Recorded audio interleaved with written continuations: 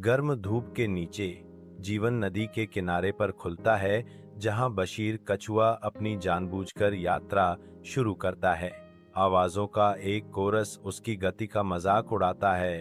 अरे बशीर, चलो जल्दी करो या तुम देर से आओगे। निडर होकर बशीर शांत आश्वासन के साथ जवाब देता है, मैं धीमा हो सकता हूँ, लेकिन मैं हमेशा समय पर पहुँचता हूँ।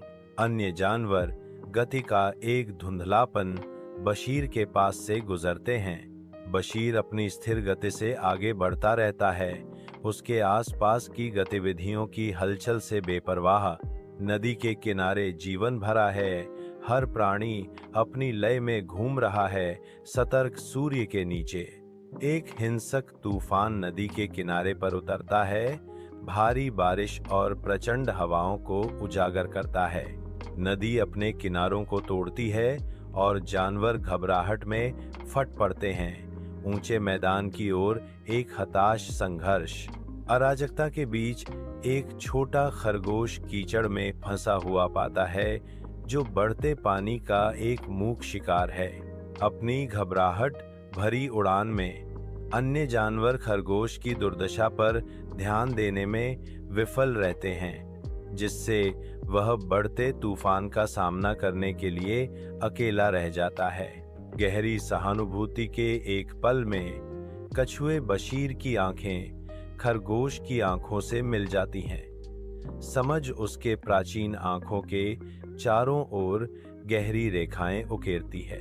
अनंत सावधानी से बशीर धीरे धीरे खरगोश के पास जाता है।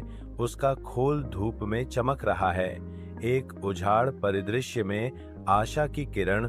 बशीर सावधानी से खरगोश को अपनी पीठ पर उठाता है।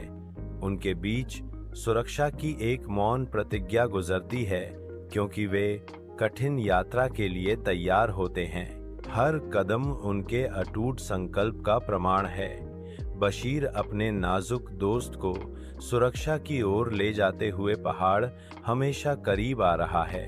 जीत और राहत बशीर पर छा जाती है, क्योंकि वे आखिरकार अपने आश्रय तक पहुंचते हैं। यात्रा का भार उनके थके हुए कंधों से उतर जाता है। खरगोश ने कहा, आप सचमुच सबसे दयालु हैं भाई बशीर। उसकी आवाज पहाड़ों में गूंज रही थी।